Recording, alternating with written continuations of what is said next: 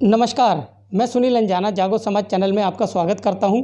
आज हमें दिल्ली में और दिल्ली सुप्रीम कोर्ट के सबसे चर्चित वकील doctor advocate AP Singh ji से हम आज मिलने आए हैं सफाई सैनिकों की समस्याओं को लेकर। और समस्या इतनी गंभीर है कि पूरे भारत में केंद्र सरकार ने भी प्रधानमंत्री जी ने भी 50 लाख का जो बीमे का जो घोषणा की थी, उसमें भी जो सफाई कर्मचारियों को इंक्लूड नहीं किया गया। और दिल्ली में केजरीवाल साहब ने, जो मुख्यमंत्री है दिल्ली के, उन्होंने भी 1 करोड़ की जो घोषणा की थी, उसमें भी सफाई सैनिकों को इंक्लूड नहीं किया गया। उसको जो है, क्योंकि दिल्ली में जो है काफ़ी मौतें जो है कोरोना पॉजिटिव से जो सफाई सैनिकों की हो चुकी है, उसमें महिलाएं भी हैं और उनके परिवार को, उनका आश्रितों को अभी तक जो है कोई ना मुआवजा मिल पाया है और ना केंद्र सरकार की तरफ से, ना दिल्ली सरकार की तरफ से। तो एपी सिंह जी से जैसे ही हमने चर्चा की, सफाई सैनिकों को दर्द को बताया, तो डॉक्टर एपी सिंह जी ने बड़े गंभीरता के साथ इस केस को हैंडल करने का आश्वासन दिया। और हम चर्चा करने जा रहे हैं डॉक्टर एपी सिंह जी से, जो बड़े चर्चित एडवोकेट हैं दिल्ली, पूरे देश के बड़े चर्चे इनके होते हैं एपी सिंह जी के। चलिए हम बात करने जाते हैं आपके दर्द और शोषण के विषय में। सर नमस्कार जी। सर, जो केंद्र सरकार और दिल्ली सरकार ने जो घोषणाएं की कि सुरक्षा रक्षा के लिए जो डॉक्टर है, पुलिसकर्मी है और अन्य जितने भी स्वास्थ्य सेवा से जुड़े हैं, और उसमें सफाई कर्मचारियों का भी जिक्र हुआ था जब ये घोषणाएं की थी कि बीमे में जो है 50 लाख का बीमा केंद्र की ओर से और 1 करोड़ का बीमा जो है दिल्ली सरकार की ओर से किया जाएगा। मगर जैसे ही कोरोना पॉजिटिव होके सफाई सैनिकों की जो मौत होने शुरू हो गई है, तो सरकारें जो है वो पीछे हट रही है और वो अपने वादे से मुकर गई है। देखिए, अभी तक हमें सबको यही पता था कि पुलिस कर्मचारी, डॉक्टर, नर्स, मतलब चिकित्सा के क्षेत्र से जुड़े हुए जी, पुलिस व्यवस्था से जुड़े हुए पुलिस कर्मचारी, अधिकारी और सफाई व्यवस्था से जुड़े हुए सफाई कर्मचारी जी, ये कोरोना वॉरियर्स कहे गए, माने गए जब से लॉकडाउन शुरू हुआ जी। और इनके लिए ये कहा गया, दिल्ली सरकार ने भी, केंद्र सरकार ने भी, कि हम 1 करोड़ रुपया इनको देंगे यदि कोरोना वॉरियर्स की मौत होती है। जी। इलाज तो होगा जीवित में, अगर वो पॉजिटिव पाए जाते हैं और पॉजिटिव पाए जाने के बाद कोई मौत होती है तो उन्हें 1 करोड़ रुपए हम देंगे जी। कहा गया सबको। यही हमें पता था, यही सारी दुनिया को पता है, मीडिया में भी पता है, इलेक्ट्रॉनिक मीडिया में भी यही पता है, प्रिंट मीडिया में भी पता है, सब जगह यही पता है जी। आज आप बता रहे हैं वो बड़ी दुखद है, इसलिए मेरी मना स्थिति ठीक नहीं रही ऐसा सुन के कि जो अस्थाई सफाई कर्मचारी हैं, अस्थाई और स्थाई का कोरोना के समय सफाई कर्मचारियों की मौत और पॉजिटिव होने से क्या मतलब जी। उनके ऊपर तो नहीं लिखा है अस्थाई मौत है। क्या उनकी अस्थाई मौत हुई? क्या वो 1 साल बाद जिंदा हो जाएंगे? क्या उसी घर में पुनर्जन्म की गारंटी लेता है कोई? ऐसा तो नहीं है। परिवार तो अव्यवस्थित हुआ ना एक व्यक्ति के जाने से, मौत तो दुखदाई है। तो सफाई कर्मचारी अपनी रेगुलेशंस के लिए, नौकरी के लिए तो कह सकते हैं अस्थाई और स्थाई, चलिए वो उस पर मैं सवाल नहीं करता हूं, लेकिन कोरोना के समय, कोरोना पैंडेमिक तुरंत हुई है, ऐसे में तुरंत लॉकडाउन हुआ है, सारे मुख्यमंत्री, सारे और प्रधानमंत्री जी ने सबने मिलके ये बात की है, तो ऐसे समय में सबको मौत सबकी है, सिपाही से लेकर DCP, SI, sub inspector, ACP सभी प्रभावित हुए इससे, सबकी मौत। उनका तो बीमा भी होता है, उनका तो इंश्योरेंस भी कवर करता है, उनकी पारिवारिक सैलरी स्थिति भी अलग होती है। उनमें तो, पुलिस में तो अस्थाई स्थाई नहीं है, या तो बताइए पुलिस में भी अस्थाई होते हो, स्थाई होते हो, कोई कांस्टेबल स्थाई हो, कोई हेड कांस्टेबल अस्थाई हो, या कोई सब इंस्पेक्टर स्थाई अस्थाई, ऐसा तो नहीं है जी। जब वो सब लोग हैं और उसका बेनिफिट लेने, हम सभी चाहते हैं भगवान किसी को भी मौत ना दे, और कोरोना पॉजिटिव होने के बाद भी, अपनी सेवाएं देने के बाद भी, लोगों को कोरोना से बचाने के बाद भी, भारत सरकार और प्रदेश सरकार के नियमों को लागू कराने के बाद भी यदि कोई समस्या होती है, किसी की मौत होती, दुखद तो है ही, लेकिन सरकार को उसको 1 करोड़ रुपए देने का वादा किया था। ये पूरी वादा खिलाफी होगी अगर जो ऐसा हो रहा है, क्योंकि सफाई कर्मचारी या पुलिस या डॉक्टर या नर्स सब बराबर हैं जी। क्या डॉक्टर बिना नर्स के काम कर लेगा? क्या नर्स बिना डॉक्टर के कर लेगी? क्या बिना पुलिस के सफाई कर्मचारी और डॉक्टरों के पास लोग पहुंच पाएंगे? वो तो पुलिस रोकेगी नहीं, धड़ल्ले से चलते। लॉकडाउन का पालन कौन कराए? लॉकडाउन का पालन पुलिस कराती है।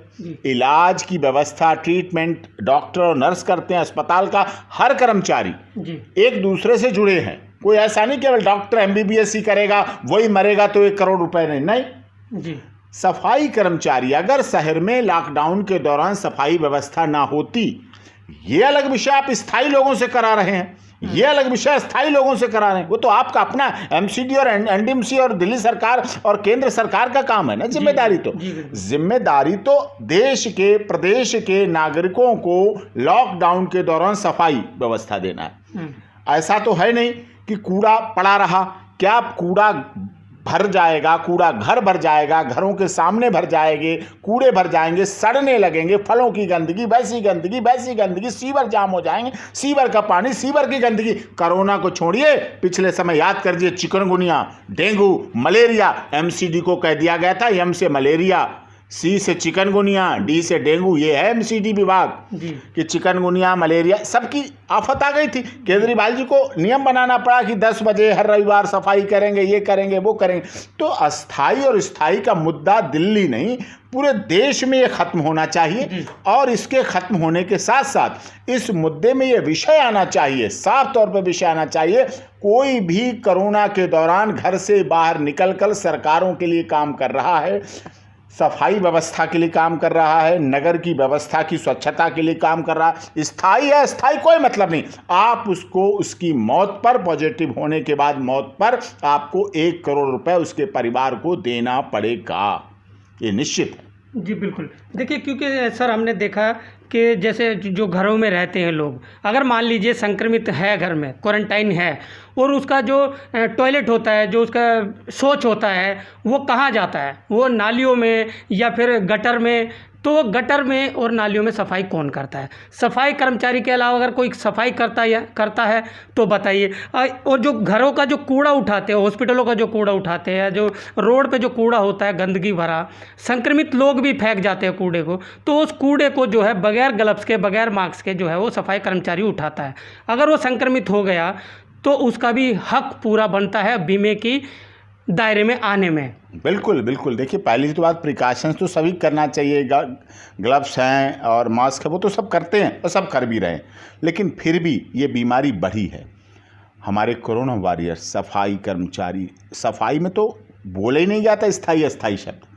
ये आज भी देखिए जो स्लोगन्स चल रहे हैं, जो टेलीफोन के रिंग, सफाई कर्मचारी, अस्थाई स्थाई का कोई मतलब नहीं। अगर ये सरकारें कर रही, धोखा है, ये गद्दारी है इस देश की जनता के साथ, इस देश के उस मजबूत स्तंभ के साथ गद्दारी है जिसे आप कहीं तो बात करते हैं SC ST एक्ट की बात करते हैं, कहीं दलितों के उत्थान की बात करते हैं, बड़े लंबे लंबे भाषण देते हैं, चुनाव में दलित दलित दलित दलित दलित कह करके उनके चाहते हैं वोट बैंक मिल जाए। लेकिन आज जब वही दलित सफाई कर्मचारी के लिए, वही सफाई कर्मचारी लगा हुआ है सफाई कर्म, तो स्थायी अस्थाई के नाम पे उसे जीरो कर रहे हैं। वो मर जाएंगे, उसके परिवार के लोग किसको रोएंगे? उसे तो यही पता, वो तो करो, और नहीं जाएंगे तो आप उसकी नौकरी ले लेंगे। अगर वो नहीं जाता है तो आप उसे सस्पेंड कर देंगे, अस्थाई स्थाई का सब काम खत्म कर देंगे। तो आपको, अगर वो सफाई कर्मचारी है, कोरोना पॉजिटिव पाया जाता है और इस लड़ाई में आपके साथ है, कोरोना वॉरियर्स है, तो आपको सम्मानित भी करना पड़ेगा। मृत्यु पर 1 करोड़ मुआवजा भी उसको देना पड़ेगा। आगे उसके परिवार को नौकरी भी देनी पड़ेगी, क्योंकि वो भी बहाना बना के बैठ सकता है। अगर सारे स्थायी और अस्थाई सफाई कर्मचारी और डॉक्टर और पुलिस छुट्टी लेके बैठ जाएं कि हम तो घर में बीमार हैं, हमारे घर में प्रॉब्लम है, फिर क्या होगा इस देश का? फिर कौन चलाएगा इस देश का? फिर क्या बात होगी? आपने देखा जब MCD कभी कभी हड़ताल कर देती है, कैसा रोडों पे कूड़ा पड़ा होता है, कैसा रोडों पे कचरा पड़ा होता है। तो ये सब महत्वपूर्ण चीज़ है कि आप सफाई कर्मचारियों के साथ इतना भेदभाव अगर करेंगे तो ये लड़ाई बहुत लंबी जाएगी। सब एक होंगे, पूरे दिल्ली के नहीं, पूरे देश के सफाई कर्मचारियों को मैं आह्वान करता हूं कि आप अपनी प्रदेश सरकारों से और केंद्र सरकार से पूरा हक मांगने के अधिकारी हैं। एक बाग नहीं, वो कहते हैं ना, एक बाग नहीं, एक खेत नहीं, हम सारी दुनिया मांगेंगे। सफाई कर्मचारियों के बिना, चाहे स्थायी हो चाहे अस्थायी हो, कोई भी प्रदेश, कोई भी नगर, कोई भी देश, कोई भी सरकारें नहीं चल सकती हैं, बिल्कुल नहीं चल सकती हैं। सफाई कर्मचारी इस देश का और खासकर कोरोना के समय बहुत अभिन्न अंग है। सफाई व्यवस्था हर जगह हो रही है, लॉकडाउन है, लेकिन लॉकडाउन में अगर सफाई व्यवस्था 4 दिन भी कूड़ा घर में कूड़ा भर पड़ा रह गया, ऐसी सड़ांध, ऐसी बीमारियां शुरू होंगी और बीमारियां शुरू हो जाएंगी। आप कोरोना ढूंढते रहेंगे तब तक लोगों के मरने वालों की लाइन मलेरिया, चिकनगुनिया, डेंगू इन सब से बहुत फैल जाएगी, इन सब से बहुत बढ़ जाएगी और वो भी फिर सरकार की जिम्मेदारी है। व्यवस्था स्वास्थ्य विभाग केंद्र को भी करना चाहिए और प्रदेश को भी रहना चाहिए। जिंदा सब रहना चाहते हैं, केंद्र सरकार के लिए भी लोग भी चाहते हैं और प्रदेश सरकार के भी चाहते हैं। आप उनके साथ ऐसा व्यवहार करें, भाषणों में बोल दें, टीवी में बोल दें, समाचारों में बोल दें, कोरोना वॉरियर्स है, सफाई वाले की करो सम्मान, डॉक्टर की करो सम्मान, और उसकी करो सम्मान, पुलिस की और सफाई की।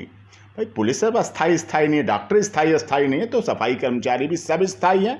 और मैं इसके साथ ये भी मांग करता हूं, जो कोरोना वॉरियर्स रहे, कोरोना में जिन्होंने काम किया, अब वो सब स्थायी हो गए हैं। अब कोई अस्थाई नहीं रहे, किसी तरह का अस्थाई नहीं रहा। उन्होंने आपके दुख में साथ दिया है, उन्होंने आपकी परेशानी में साथ दिया है, उन्होंने आपको संकट में साथ दिया है और उन्होंने ऐसे समय में साथ दिया है जब बाहर निकलने से मौत थी। देश के प्रधानमंत्री ने कहा बाहर मत निकलो, 2 गज की दूरी बना के रखो। कैसे 2 गज की दूरी बना के रख सकते हैं? उन्हें तो कोरोना पॉजिटिव वाले का कूड़ा उठाना पड़ा, उन्हें गाड़ी में डालना पड़ा, उन्हें ट्रॉली में लाना पड़ा, उन्हें वहां डालना पड़ा जाके जी। सब कुछ जब उन्हें करना पड़ा है तो वो कोरोना वॉरियर सच्चे योद्धा हैं। उनके बिना ना पुलिस रह सकती थी ना डॉक्टर। अगर अस्पताल में एक दिन सफाई ना हो, कौन डॉक्टर वहां करेगा, कौन नर्स करेगी? कोई नहीं करेगी। तो सब एक दूसरे से कड़ी जुड़े हैं, ज्योति से ज्योति मिली हुई है, एक दूसरे के बिना कोई नहीं चल सकता।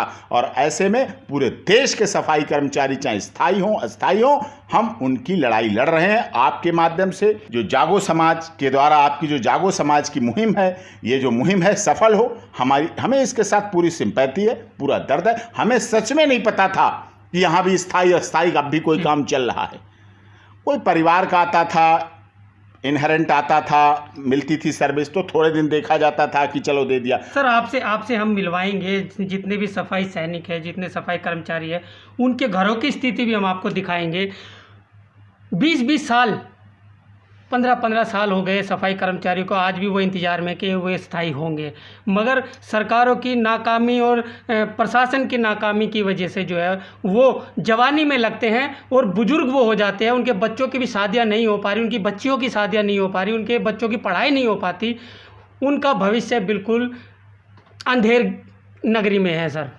उनके साथ तो मैंने देखा है कई फैमिलीज तो कर्ज में ही डूबी रहती हैं। जी बिल्कुल। इसी एमसीडी विभाग में ऐसे बहुत से सूदखोर हैं जो तनख्वाह वाले दिन ही खड़े होकर उनसे तनख्वाह ले लेते हैं पूरी, और बाद में ऐसे उन्हें थोड़े थोड़े पैसे देके उनसे ब्याज वसूलते रहते हैं। ऐसे बहुत परिवार के लोग हैं, बहुत संकट में जी रहे हैं लोग, उनके साथ गलत हो रहा है। लेकिन ये राजनेता चुनाव जब आता है तो सफाई कर्मचारी स्थायी के घरों में पहुंचते हैं, उनकी कॉलोनी में पहुंचते हैं, वहां कॉलोनी में पहुंचने के बाद झाड़ू उठाते हैं, झाड़ू लगा के दिखाते हैं, नारा लिखाते हैं, सफाई कर्मचारी एकता जिंदाबाद। 2 नारे लगते हैं, सफाई कर्मचारी एकता जिंदाबाद। देश और प्रदेश के सारे सफाई कर्मचारी वो वोट झोली में लेते हैं, वादे करते हैं हम उनको स्थायी करेंगे, हम तुमसे ये करेंगे। एक बार सरकार ने वादा किया, नहीं किया, दोबारा सरकार बनी, दिल्ली की बात कर रहा हूँ, दिल्ली में केजरीवाल जी शिक्षा के क्षेत्र में काम अच्छा कर रहे हूँ, अस्पताल के क्षेत्र में अच्छा काम कर रहे हूँ, मैं मानता हूँ, लेकिन सफाई कर्मचारियों के बारे में भी तो आपको करना पड़ेगा। वो भी तो आपके मतदाता हैं, वो भी तो आपके, जैसे इन्होंने पहले 108 नंबर जो एम्बुलेंस थी उसके लोगों को बेघर कर दिया, तो हमने वो लड़ाई लड़ी। 108 नंबर एम्बुलेंस के ठेके पे चल रहे थे, ठेके पे कर्मचारी थे, इन्होंने सबको हटा दिया, किसी और कंपनी को दे दिया। अब वो कहाँ जाते, वो तो नौकरी कर रहे थे। वो लड़ाई लड़ी, फिर कामयाबी मिली, उन्होंने मांग मांगी। और इसी तरह से अस्थाई और स्थायी सफाई कर्मचारियों, इसमें ये भी एक कारण है, जो स्थायी सफाई कर्मचारी हैं उनको अस्थाई सफाई कर्मचारियों की भी मदद करनी चाहिए कि हाँ आपको भी, आप भी हमारे साथी हो, आप हमारे सहयोगी हो, आपके बिना हम नहीं चल सकते, आपके बिना काम। और सच्चाई बताएं, सबसे ज़्यादा काम अस्थाई सफाई कर्मचारी करते हैं, स्थाई से भी ज़्यादा अस्थाई करते हैं, उनसे ज़्यादा काम लिया जाता है। बेचारा हर समय तलवार लटकी रहती है उसके ऊपर गर्दन पे, कब मुझे हटा दिया जाएगा, कब मेरा परिवार बेघर हो जाएगा, कब मेरे परिवार का किराया मकान का देना बंद हो जाएगा, मेरी लड़की की शादी करनी, मुझे बच्चों की पढ़ाई करनी, मेरी महिला प्रेग्नेंट है पत्नी, उसकी बच्चे की डिलीवरी के लिए देने हैं पैसे, इसके लिए देना, मेरी बूढ़ी माँ है, मेरा बूढ़ा बाप है, उसकी दवाई करनी, अपनी दवा करनी, अपने परिवार को चलाना है, रोजी रोटी की जुगाड़ में वो लगा रहता है और इसी में पिसता रहता है और इसीलिए उसका हरेसमेंट फिजिकली, फाइनेंशियली और मेंटली तीनों तरह से हरेसमेंट होता है। अब इसमें सर क्या हो सकता है? आप देखिए, इसमें आप इस चीज़ को देखिए, आप इस माध्यम से अपने इसको जो चीज़ है आपकी जागो समाज के माध्यम से आपने समाज को जगाने का काम किया है।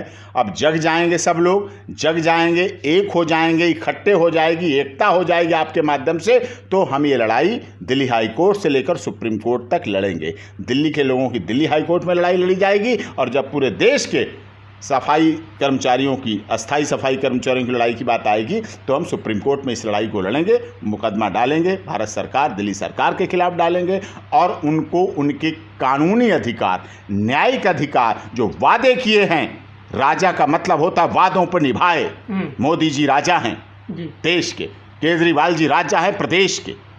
आजकल रामायण महाभारत में देखते हैं कितने लोग राजा और महाराजा अपने वचनों के लिए अपने को बलिदान कर देते थे और उस पर कार्य करते रहते थे। तो उन्हें भी अपने वादे निभाना चाहिए, वचन को निभाना चाहिए और उनको जो वादे करते हैं, अखबारों में बोलते हैं कोरोना वॉरियर्स सम्मानित करो, लेटर दो, चाल उड़ाओ, इसका क्या मतलब? मोदी जी ने तो सफाई कर्मचारी की महिलाओं के पैर धोए थे वाराणसी में चुनाव से पहले। कितनी अच्छी बात थी, दिल फल गदगद हो गया, फूल के गोलगप्पा हो गया दिल, मन, आत्मा, शरीर कि ऐसा हमारा देश का प्रधानमंत्री है जिसने दलित महिलाओं को, पुरुषों को बिठालकर उनके पैर धोए, उनको पैरों को पूंछा और पूंछ के उन्हें सम्मानित करके रखा। लेकिन आज वही समाज, वही सफाई कर्मचारी, वही दलित, वही पिछड़ा वर्ग, वही SC ST OBC, वही व्यक्ति आज दर दर की ठोकरें भटक रहे हैं जब उनके परिवार के लोग कोरोना से मर रहे हैं। अच्छा सर, पहले भी आपने कभी आपके संज्ञान में कोई सफाई कर्मचारियों का केस आया हो और आपने लड़ा हो?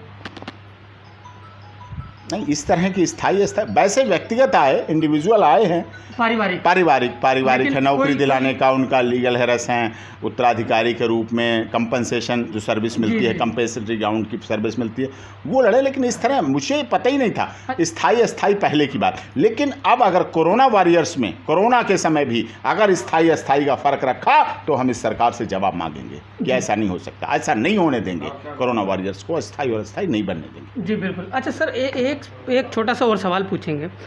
ये जो रिटायरमेंट हो जाते हैं लोग, जैसे MCD में रिटायरमेंट हुए नॉर्थ दिल्ली में, और उनका जो है 2.5 साल 5 साल से जो है उनका जो जमा पूंजी होती है रिटायरमेंट की, वो भी अभी तक नहीं दी गई, उस पर क्या कार्रवाई हो सकती है? उसके लिए भी आपको केस, अब कानूनी लड़ाई के लिए मैं तो एडवोकेट हूँ, तो मैं तो कानूनी लड़ाई, मैं नेता तो हूँ नहीं, किसी राजनीतिक उसका तो प्रतिनिधि और प्रवक्ता तो हूँ नहीं, लेकिन उसके लिए भी कानूनी लड़ाई लड़ने के लिए आपको कोर्ट में आना पड़ेगा। Court law of under constitution of India, Bharat का संविधान है। सरकारों को सुप्रीम कोर्ट और हाई कोर्ट सुनती है, सरकारों के खिलाफ सुनती है। हमें उसमें कोई ना डर है, ना चिंता है, ना भय है, ना कोई डरा सकता है, ना कोई भय दिखा सकता है, ना कोई किसी तरह की बात। हम उस लड़ाई को लड़ेंगे पूरी, जहाँ तक उनको न्याय दिलाने की बात होगी। जो उनके रिटायरमेंट का पैसा है समय पर यदि नहीं दिया गया, MST के केसों में कहा जाता है अगर समय पर वो पैसे का भुगतान ना किया जाए तो उस पैसे का यूज़ क्या और उसका प्रयोग क्या। समय पर अगर नहीं मिले, समय पर अगर डिस्प्लिन मिल जाए तो सिर दर्द बंद हो जाएगा। समय पर डिस्प्लिन ना लगे, बाद में आप पूरा पैकेट कार्टून दे दो डिस्प्लिन का, तब तक वो तड़प तड़प के परेशान हो चुका होता है। तो समय पे एक गिलास पानी ना मिले, बाद में पूरी क्रेड रख दो पानी की वेसलरी की बोतलों, तो उससे क्या फ़ायदा है। समय पर हर चीज़ मिलनी चाहिए और तभी उसका उपयोग है, तभी उसका उपभोग कर सकता है, तभी अपने जीवन में उपयोग कर सकता है। जी सर, जागो समाज चैनल के लिए क्या कहना चाहेंगे? अच्छी काम है जागो समाज, अच्छा, ये मुहिम अच्छी है, बहुत अच्छी मुहिम है जगाने की। नाम भी अच्छा है, काम भी अच्छा है, नाम भी अच्छा है, काम भी अच्छा है, तो इसकी आगे कार्रवाई भी अच्छी होगी। और जागो समाज को जागना चाहिए, समाज से जुड़ी हुई चीज़ है, सोशल बात है। आज मोदी जी सोशल डिस्टेंसिंग की बात कर रहे हैं, लेकिन समाज, जागो समाज तो पहले से ही चल रहा है समाज को जगाने का। यदि समाज जग गया, यदि जागो समाज ने अपने समाज को अस्थाई सफाई कर्मचारियों को जगा लिया तो निश्चित ये निर्णायक भूमिका होगी और जागो समाज के लिए सभी अस्थायी कर्मचारी आगे धन्यवाद के पात्र रहेंगे। उनके परिवार, उनके बूढ़े माता पिता, भाई बहन, बेटा बेटी, बच्चे, सबके परिवारों को जो राहत मिलेगी। जो मौत, देखिए मौत से कोई पूर्ति नहीं कर सकता, किसी के जीवन की कोई कीमत दे ही नहीं सकता। कोई किसी के कहे ना इस कीमत की 1 करोड़, 10 करोड़, 50 करोड़, 1000 करोड़ नहीं है। और कोई ये समझे अमीर की मौत महंगी होती है, गरीब की मौत सस्ती होती है, ये सोच गलत है। ये दिमाग से निकाल देना चाहिए। पत्नी को पति उतना ही प्यारा होता है जितने रिलायंस अंबानी और टाटा फैमिली के पति हैं उनकी होती है, उतना ही अस्थाई सफाई कर्मचारी की पत्नी के लिए पति उतना ही जिम्मेदार होता है। और गरीब के लिए और पति की महत्वता होती है, गरीब बच्चे के लिए माँ बाप की और महत्वता होती है, गरीब बहन के लिए और अपने भाई की महत्वता होती है, गरीब बूढ़े माँ बाप के लिए और अपने बेटे की महत्वता होती है, क्योंकि उनकी आजीविका का साधन सिर्फ वही था। अमीरों के यहाँ तो भरा पड़ा है, उनकी फैक्ट्रियाँ चल रही हैं, किसी की मौत भी हो गई तब भी फैक्ट्री चल रही है, उनके कॉरपोरेशन चल रहे हैं, उनकी इंडस्ट्री चल रही है, उनके उद्योग चल रहे हैं, उनका पैसा चल रहा है। उन पे किसी की मौत का फर्क पड़े ना पड़े, पड़ता उन पे भी है, लेकिन गरीब की मौत पर, गरीब के परिवार पर सबसे ज़्यादा फर्क पड़ता है। जी धन्यवाद सर। तो चलिए देखा आपने, हमने जो आपके विषय में चर्चा की इतने बड़े चर्चित advocate doctor AP. Singh ji से, और डॉक्टर ए.पी. सिंह जी ने अपना हृदय जो है वो निकाल कर आपके सामने रख दिया है और आपकी लड़ाई लड़ने के लिए बिल्कुल तैयार हैं। अब फ़र्ज़ बनता है आपका, आप कितने बढ़ चढ़ कर जो है वो इसमें हिस्सा लेते हैं। तो जागो समाज चैनल आपके साथ में बिल्कुल स्तंभ की तरह जो है वो खड़ा है, आपकी लड़ाई में, हर लड़ाई में, दुख दर्द में आपके साथ खड़ा है। और चैनल भी आपकी शोषण को रोकने के लिए और आपको अधिकार और सम्मान दिलाने के लिए जो है वो जागो समाज चैनल का निर्माण हुआ है।